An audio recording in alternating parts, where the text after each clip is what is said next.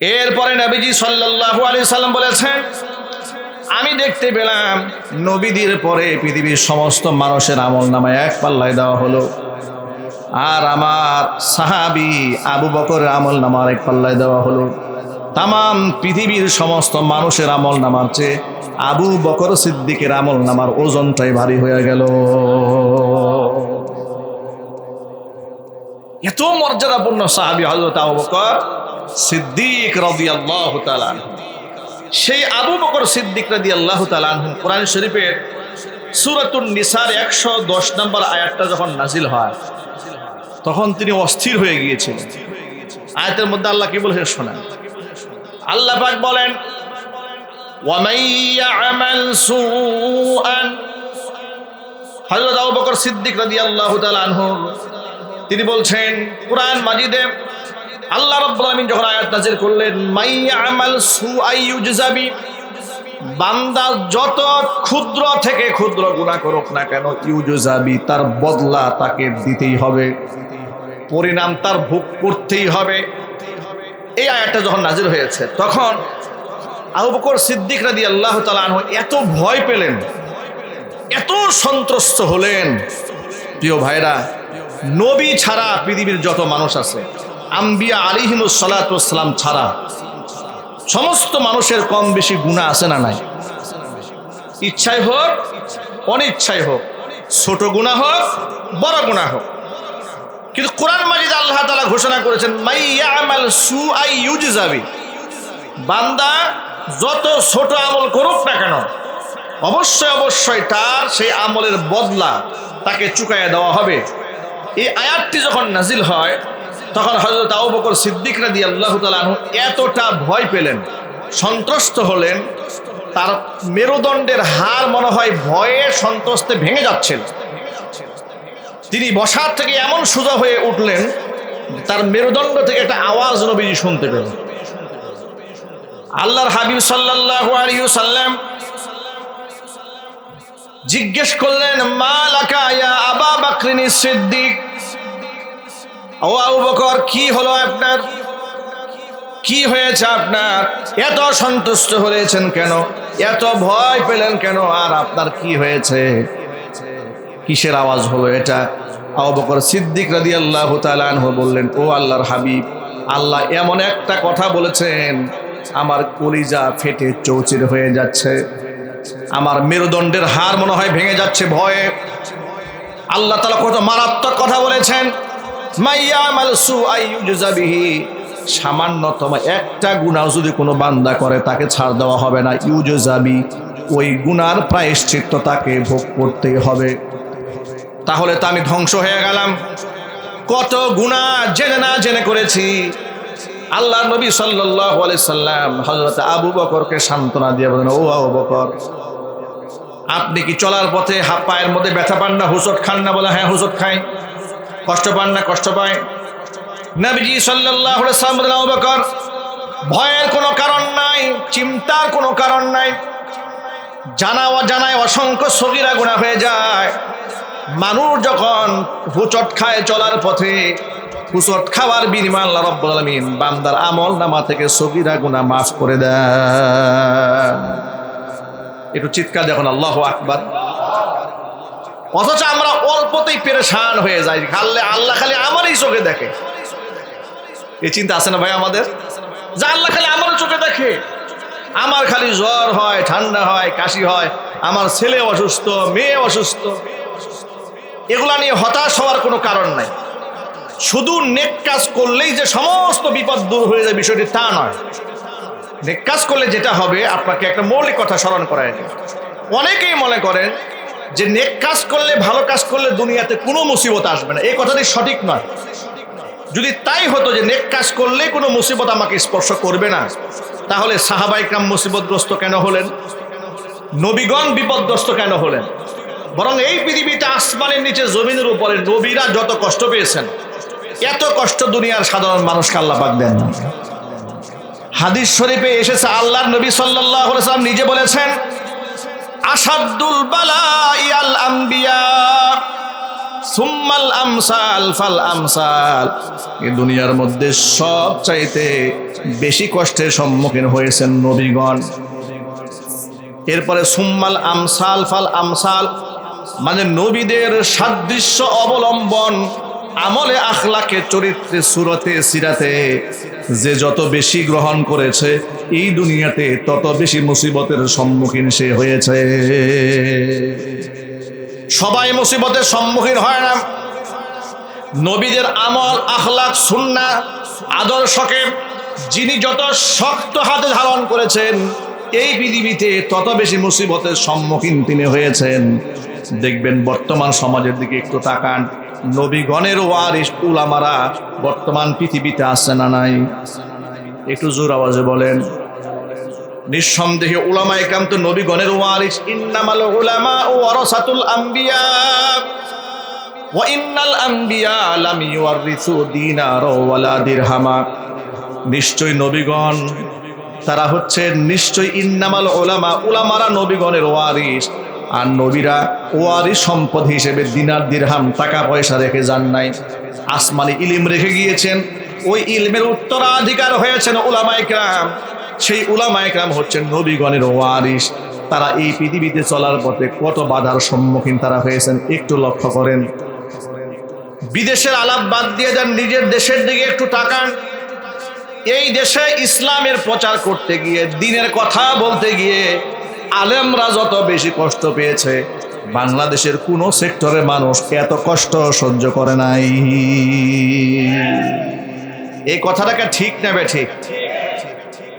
যেমন স্বৈরাচারের আমলে বিরোধী দলীয় নেতাকর্মীরাও কষ্ট পেয়েছে, তারাও গুম খুনের শিকার হয়েছেন, রাজনৈতিক প্রতিহিংসার শিকার তারাও হয়েছেন, ঠিক কিনা বলেন?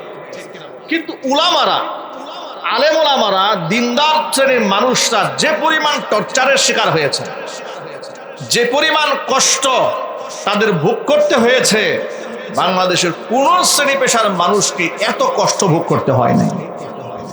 এ কথা সত্য না অসত্য? এই যে আজকে আপনাদের সামনে কোরআন খুলে বসেছেন আলোচনা করার জন্য। গত স্বৈরাচারের আমলে এত স্বাধীনভাবে কোরআন খুলে কথা বলার পরিবেশ আমরা পাইনি। আমাদের কত মাহফিল যে বন্ধ করে দেওয়া হয়েছে। এই যে আপনাদের পার্শ্ববর্তী জেলা বগুড়া জেলা, বগুড়া ধনুটে আমার মাহফিল, ধনুট সম্ভবত 2020 বা 21 সালে ধনুটে। আগের দিন মাহফিল ছিল নওগাঁ মাহফিল শেষ করে আমি বগুড়াতে অবস্থান করি। আমি পথিমধ্যে কর্তৃপক্ষ আমাকে ফোন দিলেন, হুজুর বিশাল আয়োজন করেছি, সুবিশাল প্যান্ডেল, 2 লক্ষ টাকা ইতোমধ্যে খরচ হয়ে গেছে, কিন্তু গভীর রাতে রাত 12টা বাজে প্রশাসনের লোকেরা এসে প্যান্ডেল ভেঙে ফেলার নির্দেশ দিচ্ছে, ওয়াজ করতে দিবে না। এই আমলগুলো তারা করেছে। আপনারা মনে করেছেন ওদের পতন এমনি হয়েছে? না, এমনি হয় নাই। ওরা আল্লাহর কোরআনের সাথে চরম পর্যায়ের বেয়াদবি করেছে। কথা বলেন না কেন আপনারা? ওরা আলেমদের উপর মারাত্মক জুলুম করেছে। আলেমদেরকে জঙ্গিবাদ, মৌলবাদ ট্যাগ দিয়ে, মিথ্যা মামলা দিয়ে তাদেরকে প্রচন্ড আকারে হয়রানি করেছে। কথা ঠিক নেবে ঠিক। 2018 সালে মাহফিল মঞ্চ থেকে আমাকে ধরে নিয়ে, আমি জিজ্ঞেস করলাম পুলিশ যখন নিয়ে যাচ্ছে যে আমাকে ধরে নিয়ে যাচ্ছেন কেন, আমার অপরাধটা কি? কিচ্ছু বলতে পারবো না, উপরের নির্দেশ। নিয়ে গেল থানায়, গারদে রাখলো সারা রাত। সেটা আমার দিনটা ছিল 8 ফেব্রুয়ারি 2018। প্রচন্ড শীত, ওয়াজের সিজন চলছে, মৌসুম চলছে। থানায় গারদে নিয়ে রাখলো, খুবই বাজে অবস্থা। সকালবেলা কোর্টে তুললো, মামলার এজাহারে লিখেছে, দেখেন আমাকে নিয়ে গেল কোত্থেকে? মাহফিল থেকে। কোত্থেকে জুড়ে বলেন? ওয়াজ মাহফিল থেকে, হাজার হাজার মানুষের সামনে থেকে। অথচ পরের দিন কোর্টে ওঠার পরে জানতে পারলাম মামলা দিয়েছে, জামার পকেটে 16টা ককটেল বোমা পাওয়া গেছে। বিস্ফোরক আইনে মামলা দেওয়া হলো। ওরা আমাদের সাথে এই আচরণ করেছে। হাতের মধ্যে গরুর রশি দিয়া বেঁধে কোর্টে তুলে আমাদেরকে লাঞ্ছিত অপমানিত করেছে। এটা শুধু আমার সাথে নয়, একের পর এক আলেমদের সাথে কোমরে রশি বেঁধেছে, পায়ে ডান্ডা বেড়ে পড়িয়েছে। কত আলেমদের সাথে এই সমস্ত আচরণগুলো তারা করেছে।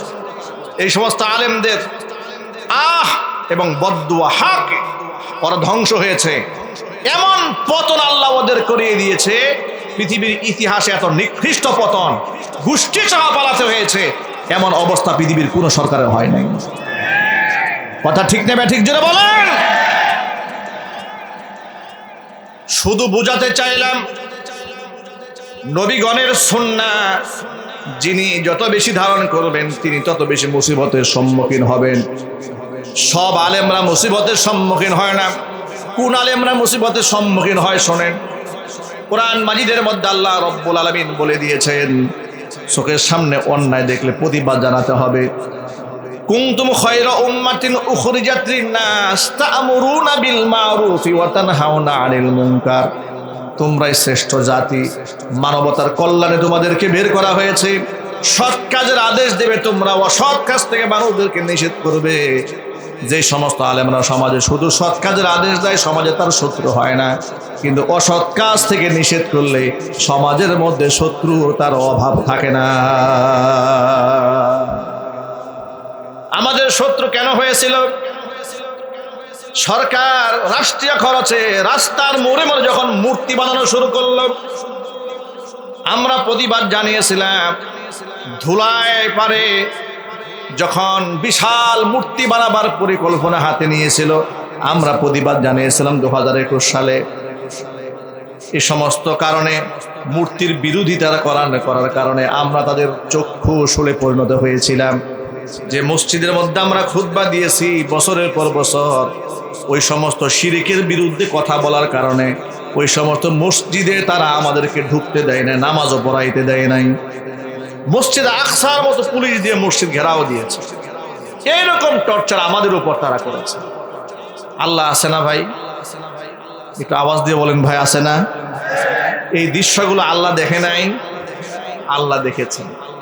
আল্লাহ পাক সব দেখতে পান, আল্লাহ পাক সব দেখেন, আল্লাহ পাক সব শুনেন। এই কোরআনের সূরা শুআরার সর্বশেষ আয়াত আল্লাহ পাক বলেছেন, وَسَيَعْلَمُ الَّذِينَ ظَلَمُوا أَيَّ مُنقَلَبٍ يَنقَلِبُونَ। জালেমরা অচিরেই জানতে পারবে কোন উদ্দেশ্যে তারা রওনা হয়েছে। এটা অবশ্যই অচিরেই জালেমরা জানতে পারবে। ওয়ামাল্লাহু বিযাল্লামিল লিল আবিদ ওয়ামাল্লাহু বিগাফিলিন আম্মা তা'মালুন। আল্লাহ পাক বান্দাদের উপর জুলুম করেন না, বান্দাদের সম্পর্কে আল্লাহ উদাসীন নন, গাফিল নন। ইন্নাল্লাহা লা ইয়াখফা আলাইহি শাইউন ফিল আরদি ওয়ালা ফিস সামা। আসমান জমিনে আল্লাহর অগোচরে কিছুই হয় না। আল্লাহর অগোচরে কিছু হয়? আল্লাহর অগোচরে কিচ্ছু হয় না। সুতরাং ভাইরা আমার, যে কথা বলতে গিয়ে উদাহরণ দিতে গিয়ে কথা একটু লম্বা হয়ে গেল, সেটা হলো এই যে আপনি অনেক ভালো কাজ করবেন, বিপদ থেকে মুক্ত হয়ে যাবেন তা নয়। এই পৃথিবীতে বান্দাকে আল্লাহ মুসিবত দিয়ে, বিপদ দিয়ে তার মর্যাদাকে বৃদ্ধি করে দেয়। আরেকটা এক্সাম্পল দিয়ে বুঝতে খুব সহজে বুঝতে পারবেন। যিনি যত মাপের বড় পুরস্কার প্রাপ্ত হবেন তার পরীক্ষার মাত্রাটা তত বড় হয়ে যায়। ঠিক কিনা বলেন? আচ্ছা, আপনাদের এলাকায় অটো আছে না? অটো ড্রাইভার হওয়ার জন্য কি লাইসেন্স লাগে? আন্তাজে বলে লাগে। রিক্সা চালাইতে লাইসেন্স লাগে? লাগে না। অটো ড্রাইভারদের কোনো ট্রেনিং নাই, যার ধরুন গোটা রাস্তাঘাটের মধ্যে যেখানে যায় সেখানে পেছ লাগায় রাখে। ঠিক না ঠিক বলে? যারা প্রাইভেট চালায় যে তারা যে কি বিরক্ত অটোওয়ালাদের উপরে। ওই যে আজকে দেখলাম ঢাকা শহরের কোন স্কুলের বাচ্চারা রাস্তায় আন্দোলন করছে, অটো বন্ধ করতে হবে, পুরা জ্যাম করে রাখে, রাস্তা পেছ লাগায় রাখে, ট্রেনিং নাই। এখন দেখেন অটোওয়ালা, তার কোনো লাইসেন্স লাগে না, পরীক্ষাও লাগে না, কিন্তু প্রাইভেট কার যিনি চালাতে যান তার লাইসেন্স দরকার আছে না? না, তার লাইসেন্সের প্রয়োজন আছে। অটো যে চালায় সেও ড্রাইভার, প্রাইভেট যে চালায় সেও ড্রাইভার, হেলিকপ্টার যে চালায় সেও তো এক প্রকারের ড্রাইভার। ঠিক কিনা? পাইলট সেও তো ড্রাইভার, বিমান চালায় সেও তো ড্রাইভার। ঠিক না? এখন আপনারা বলেন পাইলটের মর্যাদা আর যিনি ট্যাক্সি চালায় তার মর্যাদা সমান, আবার ট্যাক্সি চালায় আর অটো চালায় তার মর্যাদা সমান না। স্কেলও বেশি, শিক্ষাও বেশি, বেতনও বেশি, পরীক্ষাও বড় হার্ড পরীক্ষা হয়। ওই যে দেখুন না আপনার ট্রেনিং এর বিমান, যুদ্ধ বিমান যে কয়েকদিন আগে মাইলস্টোন স্কুলে বিধ্বস্ত হলো, কত হার্ড পরীক্ষা দিতে হয় একজন পাইলটকে। বিমান কত রকমের করে, জঙ্গি বিমান এরকম হয়, এরকম হয়, উলট পালট হয়, ডানে যায় বামে যায়, কত রকম উলট পালট করে। পুরো জীবনটাকে ঝুঁকির মধ্যে ফেলে তাকে ট্রেনিং করে সর্বশেষ একটা সার্টিফিকেট গ্রহণ করতে হয়। বিনিময়ে তিনি কি হন? মোটা অঙ্কের একটা বেতন পান, পরিবার পরিজন নিয়ে সুখ শান্তির মধ্যে তারা থাকেন। এর মানে হচ্ছে দুনিয়াবি ফ্যাসিলিটিস বেশি পাওয়ার জন্য বেশি জীবনের রিস্ক নিতে হয়। কথা ঠিক নেবে ঠিক? এই দুনিয়াতে যিনি বড় পরীক্ষা দেন বড় পুরস্কার পান, তো পরকালে যিনি অনেক বড় পুরস্কার পাবেন তার পরীক্ষাটা শুরু হবে নাকি? আল্লাহু আকবার বলেন। তার পরীক্ষা, যিনি এই দুনিয়াতে যত বড় পরীক্ষা দিবেন তার পুরস্কার পরকালে তত বেশি। জাতির পিতা ইব্রাহিম আলাইহিস সালাতু ওয়াস সালাম, তিনি আমাদের বাবা হন, আমাদের পিতা হন। জাতির পিতার নাম কি একটু জোর আওয়াজে বলেন তো, একটু খুশি হয়ে বলেন। আগে তো এই কথা বলতে একটু ভয় লাগতো, এই কথা বলতে ভয় লাগতো না ভাই? ভয় লাগতো যে এই যে বলে ওয়াজ করে যে গেলাম, রাস্তায় কি ঠিক মতো যেতে পারবো তো, নাকি আবার সেখানে কিরামান কাতিবিন দাঁড়ায় আছে, সব রেকর্ড করে রাখছে, হুজুর কি ওয়াজ করছেন। আমাকে 2021 সালে ওই বাইতুল মুকাররমে, আপনাদের মনে আছে, মোদি বিরোধী আন্দোলন হলো। আসরের নামাজের সময় মুসল্লিরা নামাজে দাঁড়ানোর অবস্থায় পুলিশ প্রশাসন তাদেরকে গুলি করেছে। অসংখ্য মানুষ শহীদ হয়েছে, হতাহত হয়েছে, রক্তাক্ত হয়েছে। এই দৃশ্যগুলো নিশ্চয়ই তো আপনাদের ভুলে যাওয়ার কথা নয়, যদিও আপনার গ্রামে থাকেন, কিন্তু এখন তো সোশ্যাল মিডিয়া অনলাইনের জামানা, মোটামুটি খোঁজখবর সবার কাছেই আছে। ওই সময় মুসল্লিদের আর্তনাদ দেখে দুঃখে কষ্টে জুমার বয়ানে প্রতিবাদ করে বলেছিলাম, এটা কেমন স্বাধীনতা, এটা কেমন স্বাধীনতা, যে স্বাধীনতা আমি নামাজে দাঁড়ালে আমাকে গুলি খাইয়ে মরতে হয়, ওই স্বাধীনতা আমি মানি না। এই যে বললাম এই স্বাধীনতা আমি মানি না, এই কথাটা সরকারি ইন্টেলিজেন্স ব্রাঞ্চ, গোয়েন্দা বিভাগ, ওরা আমার এই কথাটা রেকর্ড করে নিয়েছে। নেওয়ার পর থেকেই তো আমাকে গ্রেফতার করার জন্য হন্যি হয়ে পুলিশ খোঁজা শুরু করলো। থানার থেকে ওসি সাহেব আমাকে বলেন, হুজুর আপনি মারাত্মক একটা কথা বলছেন জুমার বয়ানে, আপনার তো বিরাট বিপদ হয়ে যাচ্ছে। কি মারাত্মক কথা? আপনি রাষ্ট্রবিরোধী কথা বলছেন। আমি কি রাষ্ট্রবিরোধী কথা বললাম? আপনি বলছেন এই স্বাধীনতা আমি মানি না, এটা রাষ্ট্রবিরোধী কথা হয়ে গেছে। চিন্তা করেন কোন প্রেক্ষিতে কেন বললাম যে আমার মসজিদে আমি দাঁড়িয়ে আছি, আমি গুলি খেয়ে মরলাম, তাহলে আমার কি স্বাধীনতা হলো? এটা আমি কেন বললাম? এই জন্য আমার বিরুদ্ধে রাষ্ট্রদ্রোহ মামলা দেওয়া হবে, আমাকে গ্রেফতার করা হবে। বিশাল নাটক। ভাইরা আমার, যে কথা বলতে চাই সেটা হলো, দুনিয়াতে যত মুসিবতের সম্মুখীন আপনি হন, পরকালে মর্যাদাও তত বেশি। ইব্রাহিম আলাইহিস সালাতু ওয়াস সালাম এই পৃথিবীতে অগ্নিকুণ্ডের মধ্যে পড়তে হয়েছে, আগুনের পরীক্ষার মধ্যে তিনি ফেল করেন নাই, আগুনের পরীক্ষার মধ্যে আল্লাহ পাক তারে পাশ করায় দিয়েছে। আগুনের পরীক্ষায় পাশ করেছে। তার অপরাধ কি ছিল? তার কি অপরাধ ছিল? তিনি মানুষের অধিকার নষ্ট করেছিলেন, রাষ্ট্রের সম্পদ নষ্ট করেছিলেন? না, নষ্ট করেন। জাতির পিতা ইব্রাহিম আলাইহিস সালাতু ওয়াস সালাম এত কষ্ট পেলেন, এত কষ্ট করলেন তিনি, কিসের কারণে? একমাত্র তাওহীদ, আল্লাহর একাত্মবাদ দুনিয়াতে প্রতিষ্ঠা করাই ছিল তার অন্যায়, তার অপরাধ। ঠিক কিনা বলেন? কোরআনের ভাষায় যদি বলতে চান, আল্লাহ পাক বলেছেন, ওয়ামা নাকামু মিনহুম ইল্লা আইয়ুমিনু বিল্লাহিল আজিজিল হামিদ। তাদের কাছ থেকে তারা প্রতিশোধ গ্রহণ করেন না, একমাত্র অপরাধ তাদের ছিল ওয়ামা নাকামু মিনহুম ইল্লা আইয়ুমিনু বিল্লাহিল আজিজিল হামিদ। একমাত্র সর্বময় প্রশংসার মালিক আমি আল্লাহ পাকের উপর তারা ঈমান এনেছিল, এই অন্যায়ের কারণে এটাকে অপরাধ বানিয়ে তাদের উপর তারা নির্যাতন চালিয়েছে। জোরে জোরে বলেন নাউজুবিল্লাহ। ইব্রাহিম আলাইহিস সালাতু ওয়াস সালাম কি বলেছেন দেখেন, কোরআন মাজিদে আল্লাহ পাক বলছেন, আল্লাহ পাক বলেন ওয়ালাকাদ আতাইনা ইব্রাহিমা রুশদাহু মিন ক্বাবলু ওয়া কুননা বিহি আলিমিন। আমি ইব্রাহিমকে হেদায়েত দিয়েছিলাম, জোরে কোন সুবহানাল্লাহ, আর চিৎকার দেখুন সুবহানাল্লাহ। আমি ইব্রাহিমকে হেদায়েত দান করেছিলাম, আর আমি এর ব্যাপারে পূর্ব থেকে অবগত ছিলাম। ইয ক্বালা লি আবিহি ওয়া কওমিহি, তিনি যখন তার পিতাকে এবং তার স্বজাতির লোকদেরকে ডেকে বলেছিলেন, মা হাদিহি তামাসিলুল্লাতি আনতুম লাহা আকিফুন, এই সমস্ত দেব দেবী মূর্তি যেগুলা তোমরা পূজা করো, এগুলা কিসের মূর্তি, কেন পূজা করো, নিজের হাতে তৈরি করে মূর্তির কাছে তোমরা সাহায্য চাও কেন? তখন তারা জবাবে কি বলেছিল শোনেন, জবাবে বলেছিল ক্বালু ওয়াজাদনা আবাআনা লাহা আবিদিন, আমরা আমাদের বাপ দাদাদেরকে দেখেছি এগুলার ইবাদত করতে, পূজা করতে, অর্চনা করতে, এই জন্য আমরা করি।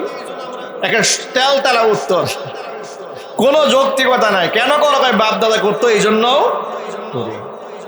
তখন তিনি জবাবে বলেছিলেন ক্বালা লাকাদ কুনতুম আনতুম ওয়া আবাউকুম ফি দালালিম মুবিন, তোমরা এবং তোমাদের পূর্ববর্তী যারা আছো সবগুলা মিলে তোমরা স্পষ্ট গুমরাহির মধ্যে আছো, ভ্রান্তির মধ্যে আছো। তখন তিনি আরেকটা কথা বললেন, তখন তারা জবাবে বলল এই কথা শোনার পরে, ক্বালু আজিতানা বিল হাক্কি আম আনতা মিনাল লাইবিন, ইব্রাহিম তুমি কি সিরিয়াসলি কিছু বলতেছো নাকি আমাদের সাথে তামাশা করতেছো? নাউজুবিল্লাহ পড়েন। তারা বলছে আজিতানা বিল হক, তুমি কি সত্য নিয়ে এসেছো, মানে সিরিয়াসলি কিছু বলছো আমাদেরকে, আম আনতা মিনাল লাইবিন, নাকি আমাদের সাথে একটু তামাশা করছো, মজাক করছো?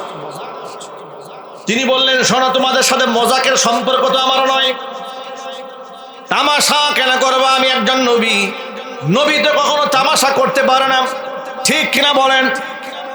قال بل ربكم رب السماوات والأرض الذي فطرهن وأنا على ذلكم من الشاهدين। তিনি বললেন, قال ইব্রাহিম আলাইহিস সালাতু ওয়াসসালাম বললেন, بل ربكم رب السماوات والأرض الذي فطرهن, বরং তোমাদের রব হচ্ছেন ওই সত্তা যিনি আসমান এবং জমিন সৃষ্টি করেছেন। আসমান এবং জমিনের স্রষ্টাকে সবাই একটু মুহাব্বতে বলুন তো ভাই, আসমান জমিনের স্রষ্টা কে? আল্লাহ পাক হচ্ছেন আসমান জমিনের স্রষ্টা। খুব সাদা মাঠা ভাষায় আপনাদেরকে শোনাচ্ছি, আপনাদের কষ্ট হচ্ছে না তো? তিনি বললেন আসমান জমিনের যিনি স্রষ্টা তিনি তোমাদের রব। এরপরে ওয়ানা আলা যালিকুম মিনাশ শাহিদিন, আর এই ব্যাপারে আমি হচ্ছে সাক্ষী, আল্লাহ যে তোমাদের রব আমি সাক্ষী।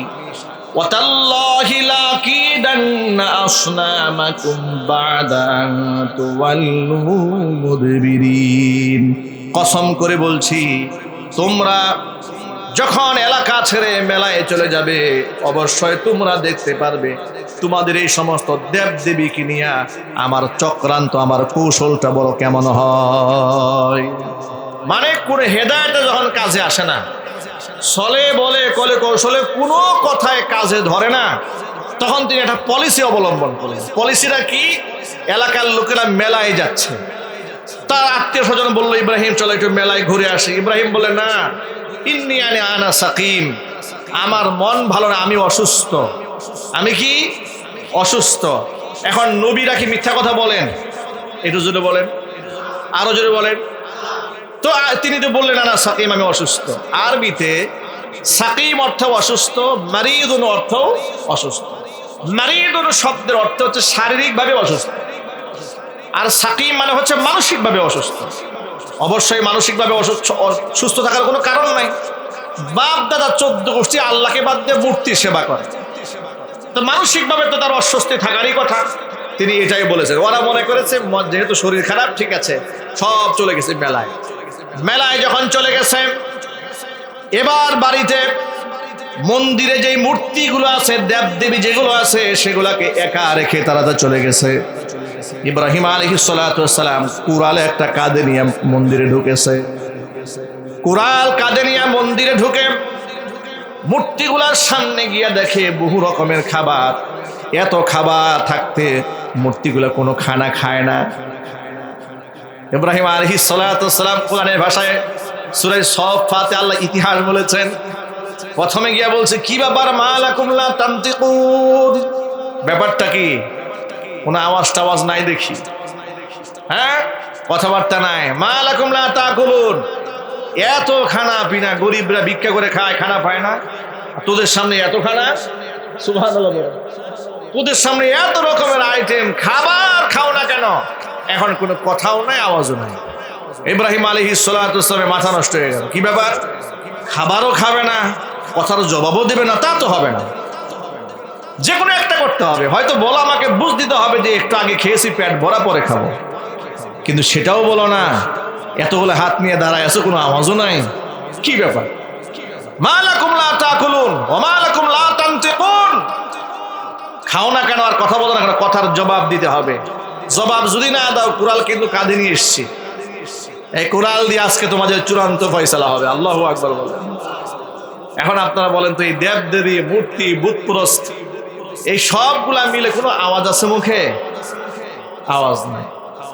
কোরআন মাজিদ আল্লাহ পাক বললেন, যখন তারা আওয়াজ দিতে ব্যর্থ হলো, প্রশ্নের কোনো জবাব নাই, ফাজআলাহুম জুদাদান ইল্লা কাবীরান লাহুম লাআল্লাহুম ইলাইহি ইয়ারজিউন। মাঝখানে যে বড় মিয়াটা আছে, ছোট ছোট তো পাতি মূর্তি কতগুলো আছে, এগুলার ভাঙছে আগে। আর মাঝখানে যেটা আছে, ইল্লা কাবীরান লাহুম, বড়টা আছে না, এরা বাদ দিছে, ওরে ভাঙে নাই। না ভেঙে ফাজআলাহুম জুজাজান, সবগুলাকে টুকরা টুকরা করেছে। ইল্লা কাবীরান লাহুম, শুধু বড়টাকে বাদ দিছে। লাআল্লাহুম ইলাইহি ইয়ারজিউন, যাতে করে লোকেরা এই বড়টার কাছে জিজ্ঞেস করতে পারে ঘটনাটা কি হয়েছে। এবার কুরালটা এর কাঁধের উপর ঝুলাইয়া ইব্রাহিম আলাইহিস সালাতু ওয়াস সালাম লাপাত্তা হয়ে গেছে। এলাকার লোকেরা যখন মেলা থেকে বাড়ির দিকে প্রত্যাবর্তন করছে, তো মেলা থেকে তারা হরেক রকমের খাবার দাবার নিয়ে আসছে। আর যাওয়ার সময় মনে মনে ভাবছে, এত খাবার কিনলাম, ভগবানকে যদি কিছু না খাওয়ায় যায়, বেবরকতি হয়ে যায় না? এই জন্য কিছু খাবার টাবার দেওয়ার জন্য তারা আবার মন্দিরে ঢুকছে। গিয়া দেখে ক্ষুধার কাম তো সারা হয়ে গেছে, সব তো টুকরা টুকরা হয়ে গেছে। কোরআনে কারিমের ভাষা আল্লাহ কত সুন্দর করে ইতিহাস তুলে ধরেছেন। আল্লাহ পাক বলেন, তাদের দেবদেবীর অবস্থা দেখে তারা বলতে শুরু করলো, ক্বালু মান ফাআলা হাযা বিআলিহাতিনা ইন্নাহু লামিনাজ জালিমিন। আমাদের দেবতার সাথে, প্রভুর সাথে, মাবুদের সাথে এই জুলুমটা করলো কে? মান ফাআলা হাযা বিআলিহাতিনা, আমাদের মাবুদের সাথে এত বড় বিয়াদবি, মাবুদের ঠ্যাং ভেঙেছে, মাবুদের নাক ভেঙে দিয়েছে, কল্লা উড়াই দিয়েছে, এত বড় গুস্তাখি কে করেছে? ইন্নাহু লামিনাজ জালিমিন, নিঃসন্দেহে সে জালেম। ইনভেস্টিগেশন করা হলো, নমরুদের পক্ষ থেকে ইনভেস্টিগেশন করা হয়েছে, তদন্ত করা হলো, কে মূর্তি ভেঙেছে। এলাকার মধ্যে গুঞ্জন শুরু হলো, কে ভেঙেছে, কে ভেঙেছে, কে ভাঙতে পারে। কথা প্রসঙ্গে তথ্য উপাত্ত উদ্ঘাটন করে এবার রিপোর্ট দেওয়া হলো যে আমাদের সমাজে একটা ছেলে আছে, ওর নাম ইব্রাহিম। নাম কি? ইব্রাহিম। এই সব সময় দেখি যে আমাদের এগুলো সমালোচনা করে, যে এই যে আমাদের দেবদেবীর সমালোচনা করে, এই কাজটা সে ছাড়া কেউ করে নাই। এবার নমরুদ জিজ্ঞেস করলো তার মন্ত্রীকে, ইব্রাহিমকে, বলল, আপনারই মন্ত্রী, আপনার এই যে খুব ঘনিষ্ঠ আজার, আপনার ডান হাত, ওনার ছেলে। এবার আজরকে ডেকেছে নমরুদ, করো নাকি, সত্য নাকি? বলে, জি জাহাপনা সত্যি। তোমার ছেলের নাম ইব্রাহিম? বলে হ্যাঁ, নাম ইব্রাহিম। তো তোমার ছেলে এই কাজটা করতে পারে? করতেও পারে। তুমি আগে থেকে বলো না, আমাকে সতর্ক করলেন আমাকে? জাহাবনা, কি করে বলবো? জন্মের পর থেকে আমাদের এগুলো বিরোধিতা করে। সুবহানাল্লাহ বলবেন না? শিশুকাল থেকেই বিরোধিতা করে। আল্লাহু আকবার বলেন। শিশুকাল থেকেই বিরোধিতা করে। নিজের ছেলের কথা আপনাকে কি বলবো? শিশুকাল থেকে সে বিরোধিতা করেছে। বল তাই নাকি? বলে হ্যাঁ। নিয়ে আসো, তার বিচার হবে আজ। কার বিচার হবে? ইব্রাহিম আলাইহিস সালাম বিচার হবে আজ। সবার সামনে ডেকে আনা হলো। এবার তাকে প্রশ্ন মানে জর্জরিত করে অপরাধী সাব্যস্ত করবে, তাকে বিচার করবে। আচ্ছা প্রিয় বন্ধুগণ, আল্লাহ যদি কাউকে সম্মান দেন, পৃথিবীর মানুষ বেইজ্জত করতে পারে? সম্মান দেওয়ার মালিককে, ইজ্জত দেওয়ার মালিক আল্লাহ পাক। এই যে আলেমদেরকে এই দেশের বেইজ্জত করার জন্য কত প্রকার প্রচেষ্টা করা হয়েছে। কখনো জঙ্গিবাদ, কখনো রাজাকার, কখনো আলবদর, কখনো আশামস, ঠিক কিনা? কত বাহিনী বানানো হয়েছে। এরপরে আনসারুল্লাহ বাংলা টিম নাম দিয়েছে। ওই যে আমাদের উস্তাদ মুফতি জসিমউদ্দিন রহমানী হাফিজাহুল্লাহকে 10 বছর আটকায় রাখছে আনসারুল্লাহ বাংলা টিমের প্রধান বানিয়ে। হুজুর বলেন আল্লাহর কসম এই নাম আমি জানি না। সুবহানাল্লাহ। এই হচ্ছে দেশের অবস্থা। আলেমদের সাথে আচরণ করেছে, বেইজ্জত করার চেষ্টা করেছে। মরহুম শহীদ দেলওয়ার হোসেন সাঈদী রাহিমাহুল্লাহ তার নামে ধর্ষণের মামলা দিয়েছে। উনি নাকি 300 নারীকে ধর্ষণ করছেন। এইরকম কথা আলেমের নামে বলতে পারে ওরা? ওরা পারে, কারণ ওরা তো ফেরাউনের নাতিপুতি। কথা ঠিক না ঠিক জোরে বলেন? এত বড় একজন আল্লাহর ওলি, উনি কোরআনের তাফসিরে যতগুলো ভবিষ্যৎবাণীর সমতুল্য কথাগুলো বলেছেন, মনে হচ্ছে ইলহামি কথাবার্তা। কথা ঠিক না ঠিক জোরে বলেন?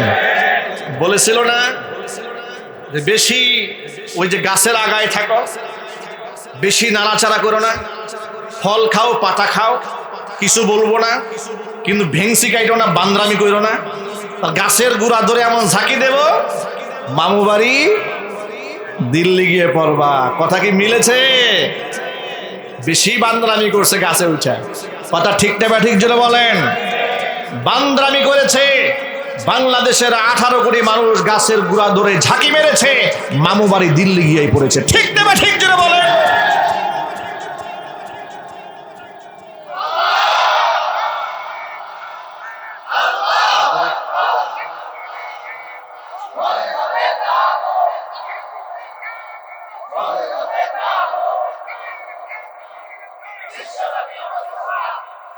ভাইরা আমার, তাহলে তারা চাইলো তাকে লাঞ্ছিত অপমানিত করতে, কিন্তু আল্লাহ পাক তার সম্মান আরো বাড়িয়ে দিয়েছেন।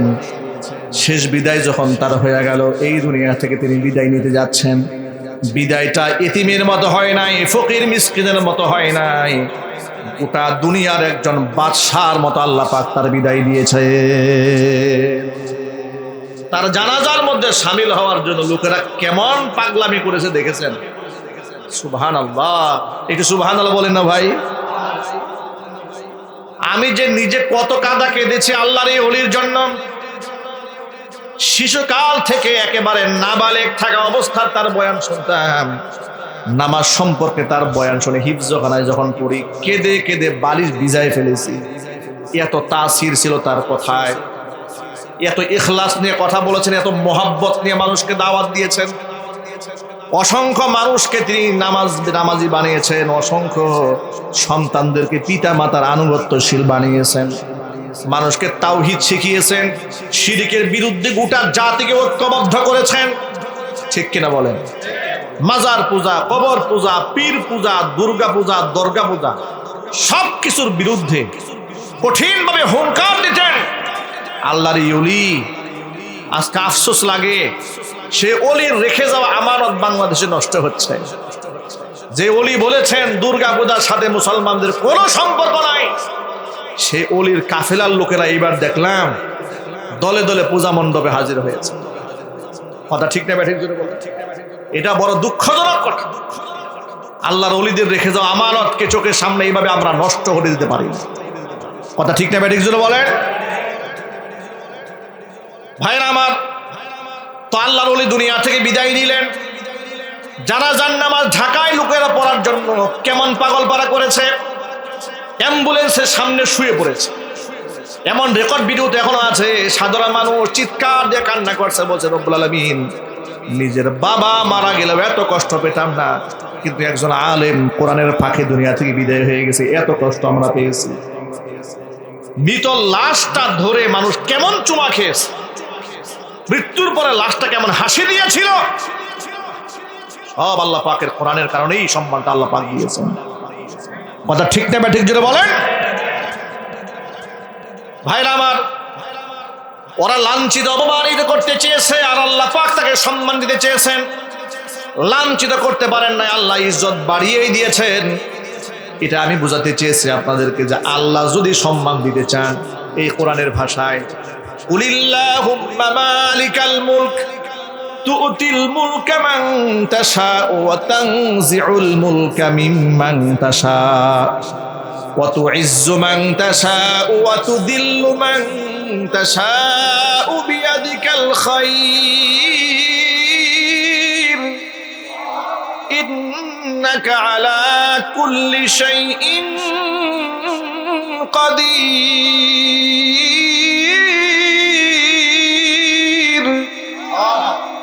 আল্লাহ পাক বলেছেন আল্লাহুম্মা মালিকাল মুলক, হে আল্লাহ আপনি রাজত্বের মালিক। তুতিল মুলকা মান তাশা, যাকে খুশি আপনি রাজত্ব দিতে পারেন।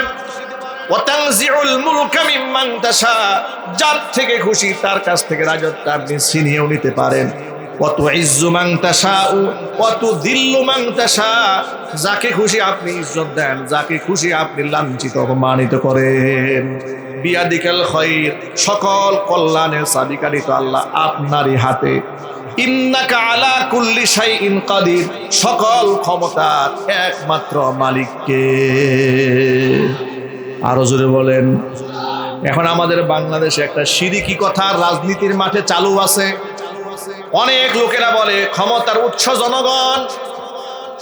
কত ভয়ঙ্কর শিরকি কথা, ক্ষমতার উৎস জনগণ নয়, এক বাক্যে বলেন ক্ষমতার উৎসকে। এ কথা মনে থাকবে না ভাই ইনশাল্লাহ। কেউ বলবেন না যে ক্ষমতার উৎস জনগণ। কি করে আপনি বলেন ক্ষমতার উৎস জনগণ? ক্ষমতার উৎস কে? আল্লাহই ক্ষমতার উৎস। আল্লাহ পাক বুঝার তৌফিক দান করেন। ভাইরা আমার, যে কথা বলতে চেয়েছিলাম যে আল্লাহ যদি সম্মান দেন তো মানুষ বেইজ্জত করতে পারে না। ইজ্জত এবং সম্মানের মালিক আল্লাহ রাব্বুল আলামিন। নবী ইব্রাহিম আলাইহিস সালাতু ওয়াস সালামকে অপমানিত করার জন্য মঞ্চে ডাকা হলো, বিচার করা হবে। এখন নবীর অপমান হবে, আল্লাহ পাক সবর করবেন তা তো হবে না। এমন একটা কৌশল আল্লাহ পাক নবীকে ইলহাম করে দিলেন, এমন বুদ্ধি আল্লাহ পাক নবীকে দান করেছেন, এমন ইলম দান করলেন, এমন বাগ্যিতা দান করলেন, প্রশ্ন বানে এদেরকে অপমানিত করে ছেড়ে দিয়েছেন। ইব্রাহিম আলাইহিস সালাতু ওয়াস সালামকে ডাকা হলো, ডেকে তারা বলছে কালু আনতা ফাআলতা হাদা বিআলিহাতিনা ইয়া ইব্রাহিম। ইব্রাহিম, আমাদের মাবুদগুলোর সাথে তুমি আচরণটা করছো। ইব্রাহিম আলাইহিস সালাতু ওয়াস সালাম একটা কৌশল অবলম্বন করলেন। তিনি বললেন ক্বালা বাল ফাআলাহু কাবীরুহুম হাদা, এদের মধ্যে বড়টাই এই কামটা করছে। সুবহানাল্লাহ কোন। আমার কথা বিশ্বাস না হলে ফাসআলুহুম ইন কানু ইয়ানতিকুন, বিশ্বাস যদি না হয় তো বড় মেয়ে তো দাঁড়ায় আছে, জিজ্ঞেস করেন কি বিপদে ফেলে দিয়েছে। দেখেছেন আমাদের দেশের সাধারণ নিজাম কি? অপরাধী যেমন এখানে একটা মানুষ খুন করা হলো, যে অস্ত্র দিয়ে খুন করা হয়েছে সেই অস্ত্র যার হাতে পাওয়া যাবে পুলিশ তারই গ্রেফতার করবে। বলা হবে যে অপরাধীকে হাতে নাতে অস্ত্র সহ ধরা পড়ছে। ঠিক না ভাই? ঠিক। তো এই মূর্তিগুলা কারা ভাঙছে? বড় মিয়া তো মূর্তির বড় মিয়া, যিনি বড় মিয়া তো বুঝতে পেরেছেন তো, উনি তো কুরাল কাঁধে নিয়ে দাঁড়ায় আছে, আর কুরালের মধ্যে ভাঙার চিহ্নগুলো আছে। ইব্রাহিম আলাইহিস সালাতু ওয়াস সালাম কৌশল ঢেকে বললেন যে বাল ফাআলাহু কাবীরুহুম হাযা, এদের মধ্যে যে বড়, এই বড় এই কামটা করছে। উনি মিথ্যা কথা বলেন নাই তো, এই যে কুরআন দিছেন এরকম করে, এর মধ্যে নিজে আছে না? আছে তো। এখন বলছে ফাসালুহু মিন কানু ইয়ানতিকুন, আমার কথা বিশ্বাস হয় না, জিজ্ঞেস করেন না, এরে করেন জিজ্ঞেস। এখন সব তো মনে করেন এই প্রশ্ন শুনে কি বলবে এখন, যে এরা কি জিজ্ঞেস করবে। এখন দেখেন কি বিপদে পড়ছে, এখন জবাবটা দিবে কি? কোরআনে কারীম আল্লাহ পাক বলছেন ফারাজাউ ইলা আনফুসিহিম ফাকালু ইন্নাকুম আনতুমুজ জালিমুন। বিচার যখন শুরু হয় তখন দেখবেন যে গ্রুপ গ্রুপ বসে, এক পক্ষ এইদিকে এক পক্ষ এইদিকে, বসার পরে যখন দেখবেন পাল্টা প্রশ্ন আসে তখন নিজেরা নিজে কানা ঘুষা করে, এই প্যাস্ত লেগে গেছে, ভয় না এরকম? ঠিক এরকম একটা প্যাস লাগছে। নিজেরাই নিজেরা লজ্জিত হয়ে মাথা নত করে তারা বলছে ইন্নাকুম আনতুমুজ জালিমুন আই আনতুমুদ দাঈফুন, তোমরা তো দুর্বল যুক্তিতে, ফিল মুসাবাকা, এই যে এখন যুক্তি তর্ক উপস্থাপন করতে গেছো, বিচার করতে এসছো, মহা মুসিবত হয়ে গেছে। ইব্রাহিম তো খারাপ কথা বলে নাই, কথা তো ঠিক, এখন তোমরা প্রমাণ দাও। কে বুদ্ধি দিয়েছিল তার বিচার করার জন্য? নিজেই খেপে গেছে নমরুদ, যে বিচার করতে গিয়ে তো লাঞ্ছিত অপমানিত হতে হচ্ছে। কে বুদ্ধি দিয়েছিল? এখন কেউ বলে না হুজুর এই কথা আমি বলি নাই। ভাইরা আমার, কঠিন বিপদ হয়ে গেল ওদের। এতক্ষণ পর্যন্ত রাগ ঢাক নিয়ে কথা বলেছে, এখন আর রাগ ঢাক নিয়ে কথা বলে না, কণ্ঠের আওয়াজ নমনীয় হয়ে এসেছে। তারা বলা শুরু করলো, লজ্জিত হয়ে বলল সুম্মা নুকিসু আলা রুউসিহিম। সুম্মা নুকিসু আলা রুউসিহিম মানে হচ্ছে তারা মাথা নত করলো, এরা যুক্তি তর্কে হেরে গেল। কণ্ঠের আওয়াজ দম করে বলছে লাকাদ আলিমতা মা হাউলাই ইয়ানতিকুন। ইব্রাহিম, তুমি তো জানো এরা কথা বলতে পারে না। ইব্রাহিম আলাইহিস সালাম এই পয়েন্টটার জন্য এই কাজটা করছে, ঠিক কিনা বলেন? টু দা পয়েন্ট চলে আসছে, যেটা বের করার জন্য এই কৌশলটা করেছে। তুমি তো জানো এরা কথা বলতে পারে না। নবী ইব্রাহিম জাবালা আফাতা'বুদুনা মিন দুনিল্লাহি মা লা ইয়ানফাউকুম শাইআন ওয়া লা ইয়াদুররুকুম, তাহলে কি তোমরা ওই সমস্ত মাবুদের পূজা করো যে সমস্ত মাবুদেরা তোমাদের ভালো মন্দ কোনো উপকারী করতে পারে না? উফিল লাকুম ওয়া লিমা তা'বুদুনা মিন দুনিল্লাহ, ধিক্কার তোমাদের জন্য আর ওই সমস্ত দেবদেবীর জন্য ধিক্কার। আফালা তাকিলুন, আকল জ্ঞান বুদ্ধি বলতে কিছু নাই, মাথায় গিলো নাই, আকল নাই, জ্ঞান নাই। নিজের হাতে তৈরি করেছো, নিজে পেছন দিয়ে খুঁটা না দিলে দাঁড়ায় থাকতে পারে না। কথা ঠিক নাই ভাই? আচ্ছা, পেছন দিয়ে খুঁটি কোন হুজুরে দিছে? আওয়াজ নাই। আমরা দিয়েছি? কোন মোল্লারা দিয়েছে? আর নিজেরাই খুঁটা দিয়েছে জায়গা মতো, ঠিক না? ইব্রাহিম আলাইহিস সালাতু ওয়াস সালাম বলেন আফালা তাকিলুন, এই তোদের মাথায় কোনো বুদ্ধি শুদ্ধি নাই, আকল জ্ঞান নাই? নিজের হাতে তৈরি করলে, নিজের হাতে খুঁটা ঢুকাইলে জায়গা মতো, খুঁটা না দিলে দাঁড়িয়েও থাকে না, ঠিক না ভাই? ঠিক। আহারে কপাল পোড়া মুসলমান এই দেশের। সামান্য কয়েকটা ভোট ভিক্ষা চাওয়ার জন্য কয়েকদিন আগে দেখেছি চাঁদপুর 5 আসনের এমপি পদপ্রার্থী পূজা মণ্ডপে গিয়া বলতেছে 2023 সালে মা দুর্গা 10 হাত নিয়ে আসছে, সেই শক্তিতে স্বৈরাচারী হাসিনা পালাইছে। একটা মুসলমানের সন্তানের মুখ থেকে এই কথা বের হতে পারে? আওয়াজ নাই কেন? আপনারা বলেন কোন মুসলমান এই আকীদা বিশ্বাস করতে পারে দুর্গার শক্তিতে হাসিনা পালিয়েছে? আল্লাহর কসম, কোন মূর্তি আর দেবদেবীর শক্তি নয়, আল্লাহর রহমতে, আল্লাহর সাহায্য মুসলমানদের উপর হয়েছে, আল্লাহর গজবে ওরা বিতাড়িত হয়েছে। কথা বলতে হবে, ঠিক কিনা?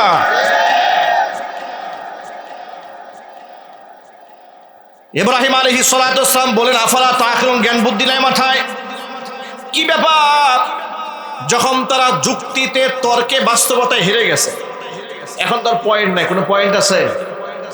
যখন মানুষের যুক্তি তর্ক থাকে না, বাস্তবতার সামনে যখন হেরে যায়, এই পৃথিবীর জালেমরা তখন পেশি শক্তি ব্যবহার করে। ঠিক কিনা জোরে বলেন? পেশি শক্তি ব্যবহার করে। তখন এই যে পেশি শক্তির এই যে দেখবেন যে রাজনৈতিক ভাবে আদর্শ দিয়ে অনেকে পেরে ওঠে না, তখন গুন্ডা বাহিনী কাজে লাগায়। ঠিক নেবে? ঠিক জোরে বলেন। গুন্ডা তারাই পালে যারা আদর্শ তৈরি করতে পারে নাই, তারাই গুন্ডা সৃষ্টি করে। তারাই বলে ফেললো ক্বালু হাররিকুহু ওয়ানসুরু আলিহাতাকুম ইন কুনতুম ফাইলিন। এবার কাফেররা জবাব দিল। এখন ইব্রাহিমের কোনো সামনে কোনো জবাব নাই, এখন নিজেরাই নিজেদেরকে বলতেছে এর সাথে যুক্তি তর্ক দিয়ে পারা যাবে না, আর এর যদি এলাকায় রাখো ইজ্জতও থাকবে।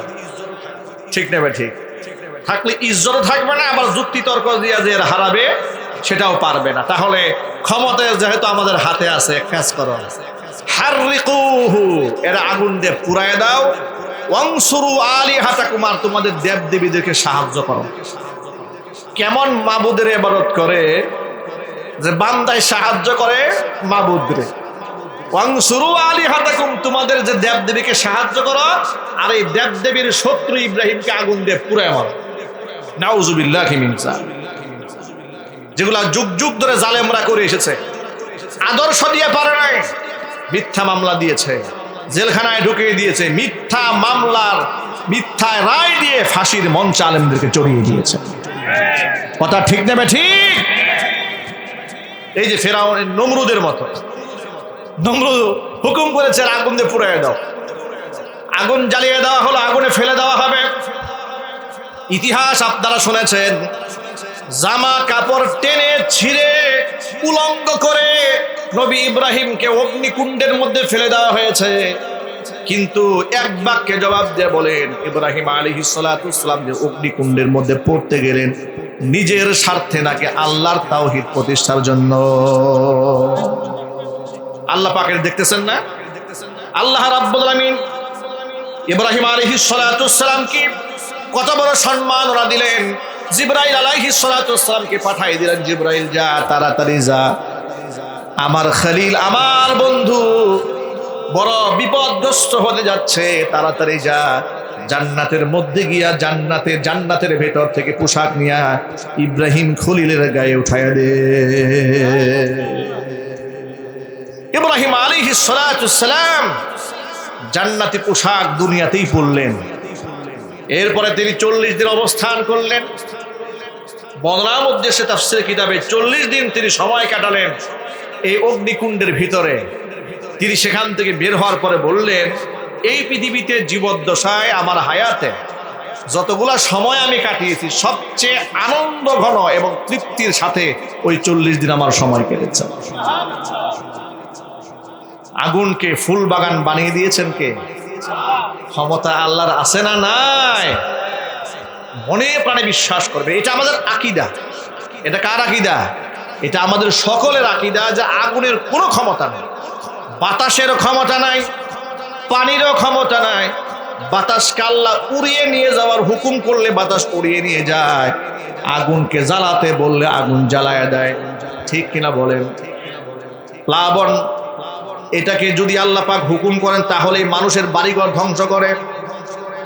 বৃষ্টিকে আল্লাহ হুকুম করলে আকাশ থেকে পতিত হয়, আল্লাহর হুকুম যতক্ষণ না হয় দুনিয়াতে কিচ্ছু হবে না। এই জন্য বিশ্বাস রাখবেন কার উপরে? আল্লাহ পাকের উপরে।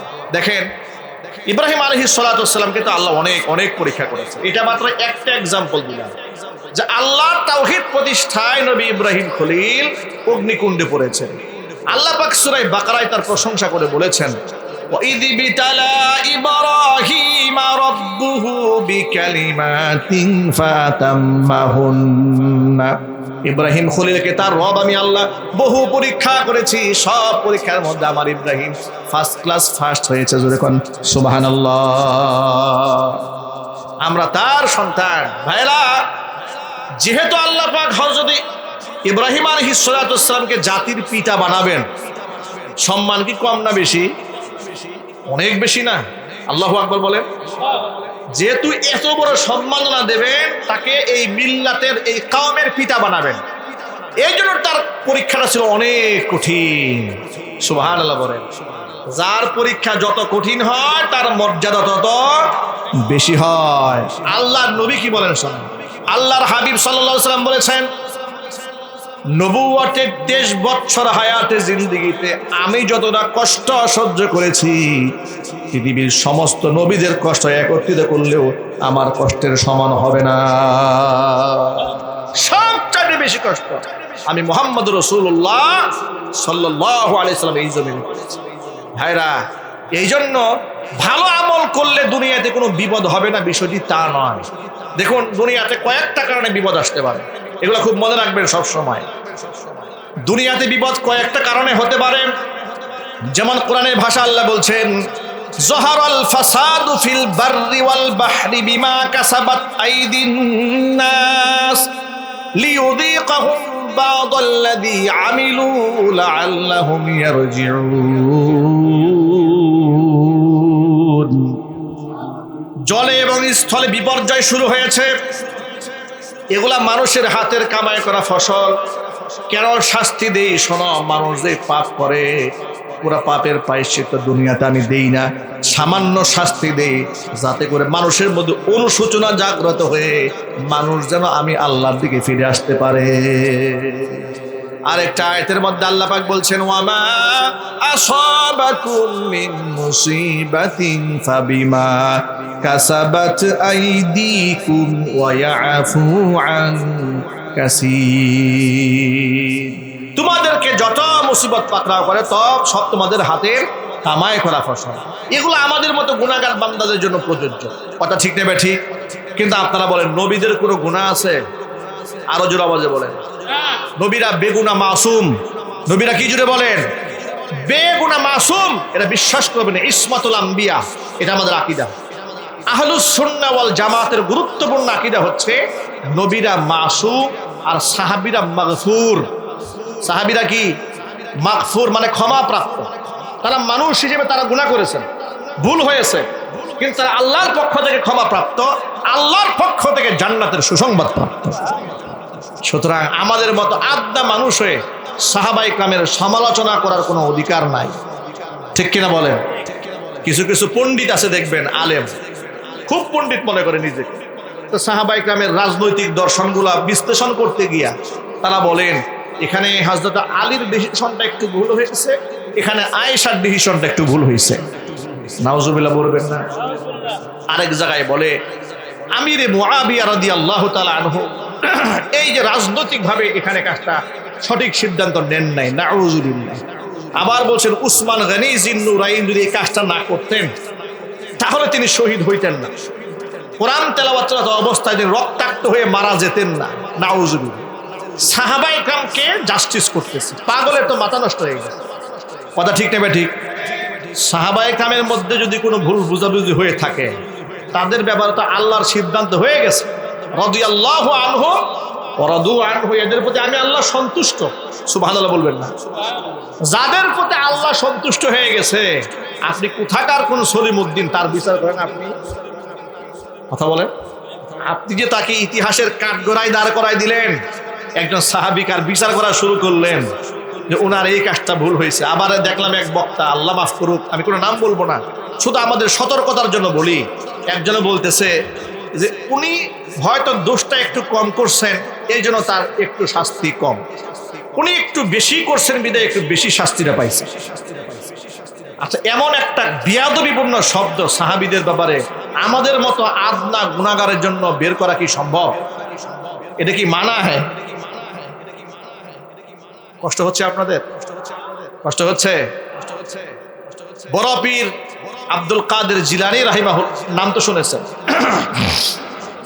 আব্দুল কাদের জিলানী রাহমাতুল্লাহি আলাইহিকে তার এক শাগরেদ প্রশ্ন করেছে যে আল্লাহর ওলি, আপনি তো অনেক সম্মানিত, অনেক মর্যাদা আপনার, আল্লাহ আপনাকে অনেক দারাজাত দিয়েছেন, তো আপনার মাঝে একজন সাহাবীর মধ্যে কতটুকু পার্থক্য? দেখেন, তুলনা করেছে। আব্দুল কাদের জিলানী রাহমাতুল্লাহি আলাইহি জবাব কি দিলেন শোনেন। আল্লাহ রসুলের সাথে যে সাহাবীরা যুদ্ধের ময়দানে গিয়েছে, বলে হ্যাঁ গিয়েছে, সাহাবীরা যে ঘোড়ার উপর উঠেছে, বলে হ্যাঁ উঠেছে। যুদ্ধে গিয়া জিহাদে গিয়া ওই ঘোড়ার নাক দিয়া ধুলাবালি ঢুকছে না? হ্যাঁ ঢুকছে। সাহাবীদের ব্যবহার করা ঘোড়ার নাকের মধ্যে যে ধুলাবালি এগুলা ঢুকেছে, ধুলাবালি যদি এক পাল্লায় দেওয়া হয়, আমার মত আব্দুল কাদের জিলানী শত শত দিল্লেও আমার এই শত শত আব্দুল কাদের জিলানীর চাইতে সাহাবীর ঘোড়ার নাকের ধুলার ওজনটা ভারী। আল্লাহর ওলিদেরকে তো আল্লাহ এমনি বড় বানান নাই, তারা বিনয়ী ছিলেন। আর আমাদের মধ্যে আছে দাম্ভিকতা, অহংকার। 2 পয়সা পরে নাই, কোরআন 2 পৃষ্ঠা স্টেজে পয়সা বলে আমি কোথাও পাই নাই। এরকম পাগল সমাজে আছে না নাই? একটু জোরে বলেন আপনারা। মানে কথায় কথায় বলে যে এরকম কোরআন শরীফ আছে, আমার জানা নাই। আরে বাবা, আপনার জানা না জানার থাকে সাথে তো কোরআন শরীফে থাকা না থাকার সম্পর্ক নাই। আপনি পড়ছেন কয় পৃষ্ঠা? আপনি যদি অহংকার করে বলেন আমি কোথাও পাই নাই, আরে পাগল, তোর পাওয়া না পাওয়ার সাথে কোরআনে থাকা না থাকা কোনো সম্পর্ক আছে নাকি? কথা ঠিক কিনা জোরে বলেন। একজন বলতেছে নামাজ পড়লেই যে বেহেশতে যাওয়া যাবে, এটা কোরআন হাদিসে কোথাও পাই না। পাগলামির একটা সীমা থাকা উচিত। কথা ঠিক না বেঠিক জোরে বলেন। তা আমি এক জায়গায় জবাব দিয়ে বলেছি, লেখাপড়া করলি না তুই পাবি। কথা বলে না, একটু জোরে বলেন। তো লেখাপড়া না করলে তুই পাবি কোত্থেকে? কথায় কথায় বলে আমি কোথাও পাই না। এটা কোনো বক্তব্য হলো? এটা কোনো কথা হলো? আমি কোথাও পাই নাই মানে আপনি কি হয়ে গেছেন এরকম? আল্লামাতুদ দাহার যুগে বিখ্যাত মুফতি মুহাদ্দিস আমি কোথাও পাই নাই, এই সব হচ্ছে দাম্ভিক এবং অহংকারীদের শব্দ। আর এগুলো যারা বলে তারা পদে পদে মানুষের কাছে লাঞ্ছিত হয়। ঠিক না ঠিক জোরে বলেন। দেখেন যারা এগুলো বলে তারা প্রতিনিয়ত মানুষের কাছে অপমানিত হয়, বেইজ্জত হয়। তাদের মানুষের কাছে মাপ চাইতে হয়, কথায় কথায় মাপ চাইতে হয়। এটা অহংকারের ফসল। কথা ঠিক না ঠিক জোরে বলেন। অহংকার করা যাবে না। আপনার ভাষা হবে এরকম যে আমার ইলমের অনেক কমতি আছে, আমি যা জানি সেটাই চূড়ান্ত না। অফাউকা কুল্লি দি ইলমিন আলিম, জ্ঞানের উপরেও জ্ঞানী আছে। আমি আর কতটুকু পড়াশোনা করেছি। কয়েকদিন আগে শহীদ মাওলানা দেলোয়ার হোসেন সাঈদী রহমাতুল্লাহি আলাইহির একটা ওয়াজের ক্লিপস আপনার ফেসবুকে স্ক্রল করতে করতে এসেছে। শুনলাম তিনি বলতেছেন, দেখেন আমি তো আপনাদের সামনে তাফসির করতেছি, আমি আমার পূর্বে এই পৃথিবীতে অনেক মুফাসসিররা তাফসির করেছেন, আমি হচ্ছি কোরআনের একজন ছাত্র। সুবহানাল্লাহ বলুন। 55 বছর যে লোকে আল্লাহর কোরআন থেকে তাফসির করলেন, যার ওয়াজ নিয়ে দেশে কোনো মারামারি হয় নাই। কথা বলে না কেন? যার ফতোয়া নিয়ে ঝগড়া লাগে নাই সমাজে, আলেমদের গ্রুপিং হয় নাই, সেই মাওলানা বলতেছে 55 বছর তাফসির করে তিনি বলতেছেন যে আমি কোরআনের একটা ছোট্ট নগণ্য ছাত্র। তিনি বলেন নগণ্য ছাত্র। আর এই সমাজে কিছু লোক এবারতের ঠিক নাই, সূরা যে পরে কোরআন শরীফের আয়াতের ঠিক নাই, পরে একটা সহি নাই, উচ্চারণ শুদ্ধ না, পরে একটা ব্যাখ্যা করে আরেকটা। এই লোক বলে আমি পাই নাই। এই দুঃখ কোথায় গিয়ে বলি বলেন? এগুলো আমরা কোথায় গিয়ে বলি? এগুলো আল্লাহ যেন সকলকে হেদায়েত দান করে। আল্লাহ যেন আমাদের সকলকে হেদায়েত দান করুন। আমাদের মধ্যে অহংকার রাখার কোনো সুযোগ আছে ভাই? অহংকারের একমাত্র মালিককে। এ কথা মনে থাকবেন ভাই ইনশাল্লাহ। আল্লাহ পাক যেন বুঝার তৌফিক দান করেন। তাহলে আমরা মূল কথায় ফিরে আসি, যেটা আমি বলবো। মূল কথাটা হলো, যিনি এই পৃথিবীতে যত বড় হবেন, মর্যাদার পাত্র হবেন, তত বেশি কঠিন মুসিবতের সম্মুখীন তাকে হতে হবে। যেমন নবীগণ হয়েছেন। সাধারণ মানুষ বিপদ আসলে তাদের গুনাহ আমল নামা থেকে ঝরে যায়, আর নবীদের গায়ে যদি মুসিবত এসেছে, নবীদের মর্যাদা আল্লাহ বাড়িয়ে দিয়েছে। আমাদের জীবনে যত মুসিবত আসে বুঝবেন আমার পাপের কারণে আসছে। একদম সহজ কথা। আমাদের জীবনে যত মুসিবত আর বিপদ আসে বুঝবেন সব আমাদের হাতের কামাই করা। ঠিক না ঠিক জুড়ে বলেন। কিন্তু নবীদের কোনো গুনাহ নাই। আল্লাহু আকবার বলেন। যে উদাহরণ দিতে গিয়ে এত লম্বা কথা বলেছি, সমাজে এমন অনেক গুনাহগার মানুষ আছে, সুদ খায়, ঘুষ খায়, মিথ্যা কথা বলে, চুরি ডাকাতি করে, আর মনে মনে ভাবে আল্লাহ আমার প্রতি যে কত খুশি, আমার কোনো মুসিবত নাই, রোগ নাই, ব্যাধি নাই, ক্যান্সার নাই, জ্বর নাই, আর এই পাশের বাসির লোক এক নামাজ পড়ে রোজা রাখার বিপদে শেষ নাই, আল্লাহ ওরে দুই চোখে দেখতে পারে না। কি এই মনোমাইন্ড আছে না?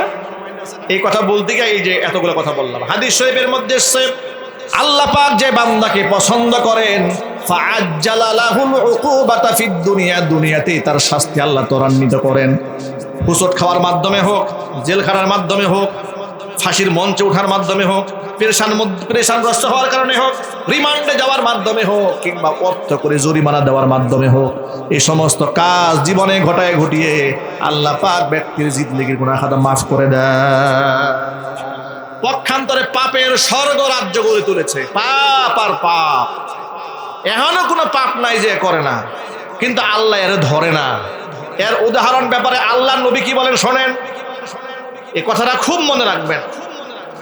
যারা বেনামাজি, নামাজ পড়েন না আর মনে মনে ভাবেন হুজুরা কয় নামাজ পড়লে ফ্যামিলির বরকত হবে, তো আমার তো বরকতের শেষ নাই, তাদের জন্য এই ওয়াজ। তাদের জন্য ওয়াজ হলো নবীজি সাল্লাল্লাহু আলাইহি সাল্লাম বলেছেন ফাআমসাকা আনহুল উকুবাতা ফিদ দুনিয়া, এই দুনিয়াতে তাকে শাস্তি দেওয়া থেকে আল্লাহ পাক নিজেকে বিরত রাখেন। শাস্তি আল্লাহ পাক দেন না, কেন দেন না? হাত্তা ইউয়াফিয়াহু বিহি ইয়াউমাল কিয়ামা। দুনিয়ার শাস্তি তো ক্ষণিকের, ঠিক না ভাই? ঠিক দুনিয়ার শাস্তি আর আপনি আর কি দিবেন? দুনিয়াতে মানুষ যে পাপ করে তার প্রকৃত প্রায়শ্চিত্ত কি দুনিয়াতে দেওয়া সম্ভব? সবাই একটু জোরে বলেন। এটা আপনারা একটু ভেঙে বলি তাহলে বুঝতে পারবেন। একজন মানুষ যদি একজন মানুষকে খুন করে, আপনি তার ফাঁসির রায় দিয়ে দিলেন, তারা খুন করলেন, বরাবর হয়ে গেল, সমান সমান আপনি করলেন, ধরলাম আর কি, যদিও এটা সমান না, ধরে নিলাম যুক্তির খাতিরে। কিন্তু একটা লোক যদি 2000 মানুষ মারে, তার পাপের প্রায়শ্চিত্ত আপনি কি দিয়ে দেবেন? একজন মানুষ যদি 1400 মানুষ হত্যা করে, তো তার পাপের শাস্তি আপনি দুনিয়াতে কি করে দিবেন?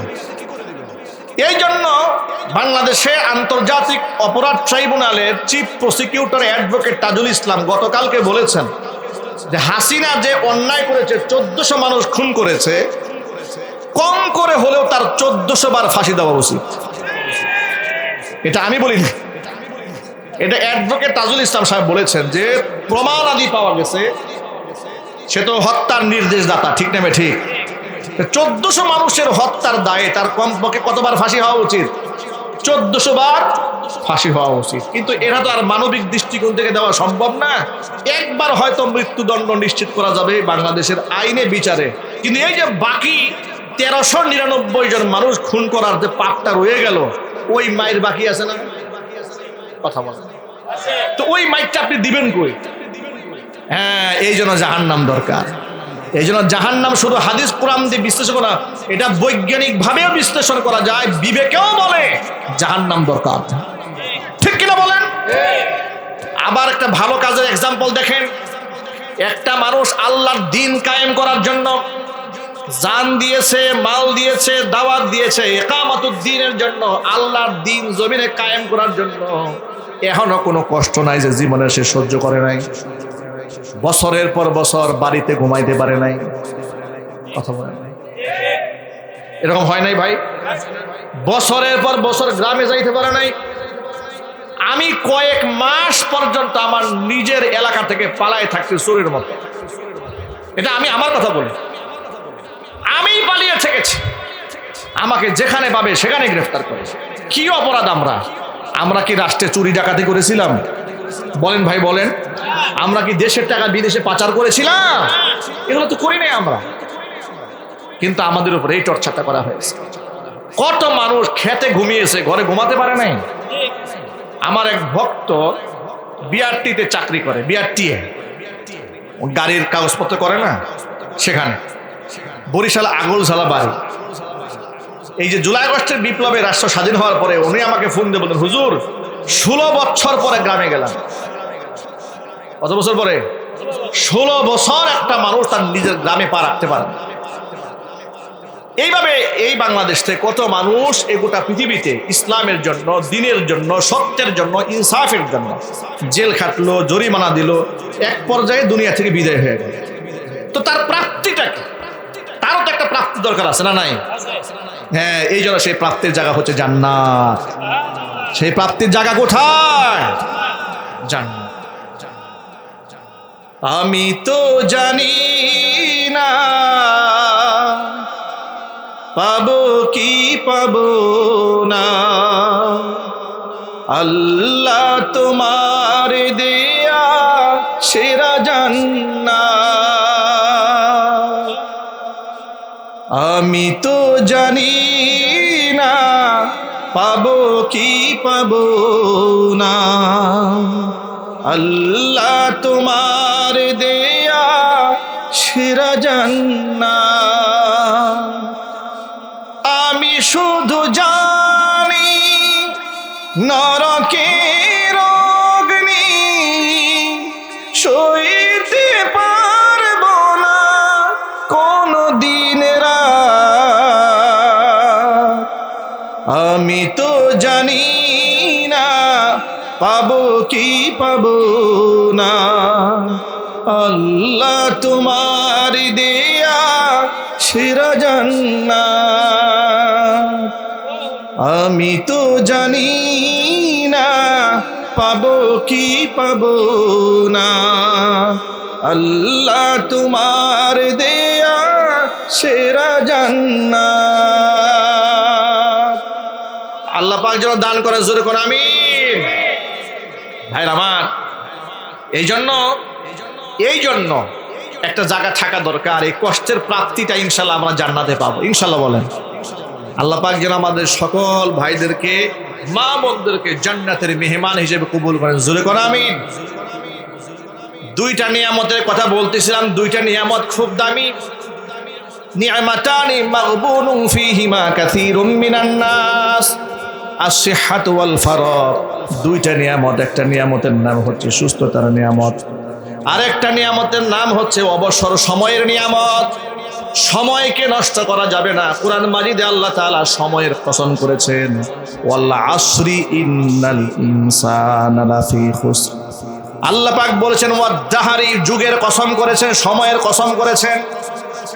সময়ের অনেক মূল্য ভাইরা।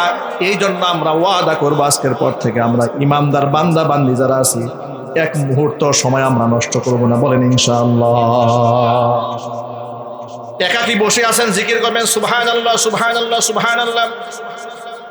নামাজ শেষে দোয়া পড়লেন, ঘুমের মধ্যে চলে যাবেন, কিছুক্ষণ জিকির করতে করতে ঘুমায় গেলেন। হাদিস শরীফে এসেছে, জিকির করে যেই বান্দা ঘুমায় যায়, সারা রাত জিকিরের সওয়াব আমলনামার মধ্যে আল্লাহ উঠায় দেয়।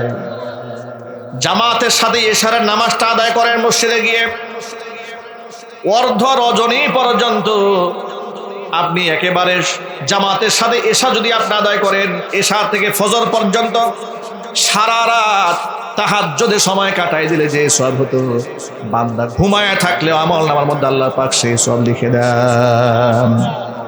ফজরে আপনি জামাতে নামাজ আদায় করেন, সকাল থেকে সন্ধ্যা পর্যন্ত সারা দিন নফল নামাজে কাটাই দিলে যে সওয়াব হতো, বান্দার আমলনামার মধ্যে আল্লাহ পাক সেই সওয়াব লিখে দেন।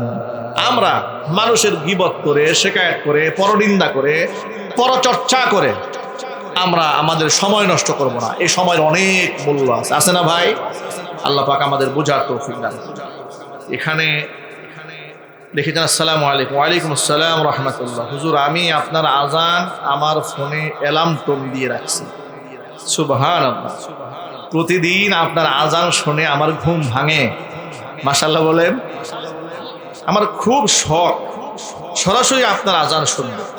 মেহেরবানি করে আজান শোনালে খুব আনন্দিত হব ইনশাআল্লাহ। এটা লিখেছেন কি? এটা মাশাআল্লাহ, লিল্লাহি তাকবীর। আমার আজান শুনে ওনার ঘুম ভাঙে, মাশাআল্লাহ, বারাকাল্লাহ। আজানের ধ্বনির মধ্যে একটা আকর্ষণ আছে না ভাই?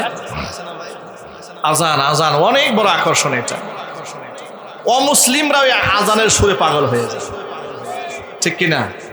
আজানের টনে আল্লাহ একটা মহব্বত দিয়েছে। আর আমি দেখেছি গোটা ওয়ার্ল্ড ওয়াইজ, বিশ্ব পরিমণ্ডলে এই গ্লোবালাইজেশনের জামানা, এখন তো বিশ্ব মানুষের হাতের মুঠে। পৃথিবীর সমস্ত কারীদের তেলাওয়াত শোনা যায়, আজান শোনা যায়, গজল শোনা যায়। পৃথিবীতে যত কারি সাবরা এসেছেন, আমাদের দেশের মরহুম কারি উবাইদুল্লাহ রাহমাতুল্লাহি আলাইহির যে আজানের টন, এইরকম সুন্দর টন পৃথিবীর কোনো কারি সাপকে আল্লাহ দান করেন। আল্লাহু আকবার বলেন। আমি ওই কারি সাপটাকে শিশুকাল থেকে ফলো করি, ওই সেই টনটাতেই আমরা মূলত আজানটা দিই। সেই আজানটাই অনলাইনে সোশ্যাল মিডিয়াতে আমার ভাইরা শুনেছেন, ইউটিউবে মিলিয়ন মিলিয়ন কোটি কোটি মানুষ শুনেছে, 100 কোটির উপরে মানুষ এই আজানটা শুনছে। সুবহানাল্লাহ। একটু শোনাচ্ছি, ভাই যেহেতু আফদার জানিয়েছেন, আবার রিংটোন শুনেন, এখন তিনি সরাসরি শুনবেন ইনশাআল্লাহ, ঠিক আছে?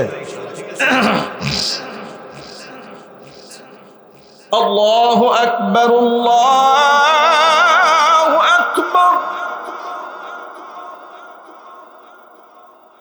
আল্লাহু আকবার,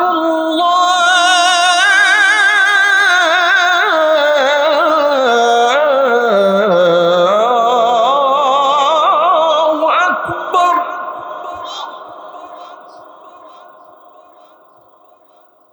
আশহাদু আল্লা ইলাহা ইল্লাল্লাহ,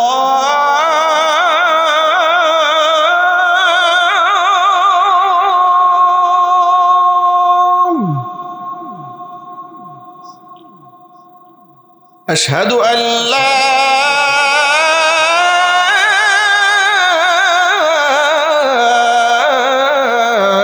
ইলাহা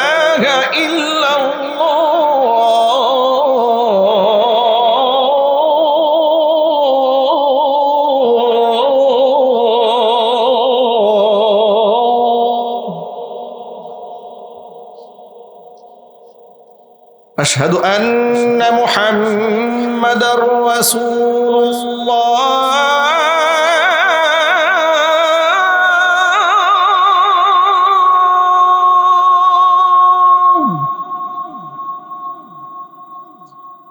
أشهد أن محمد رسول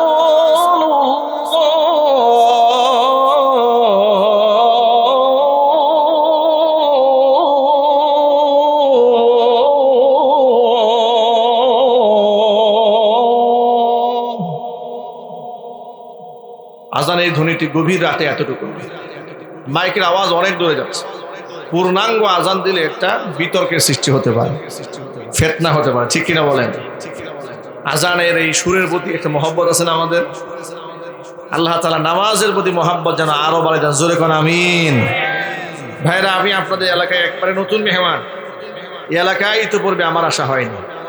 আপনারা ইউটিউবে, ফেসবুকে, অনলাইনে, সোশ্যাল মিডিয়াতে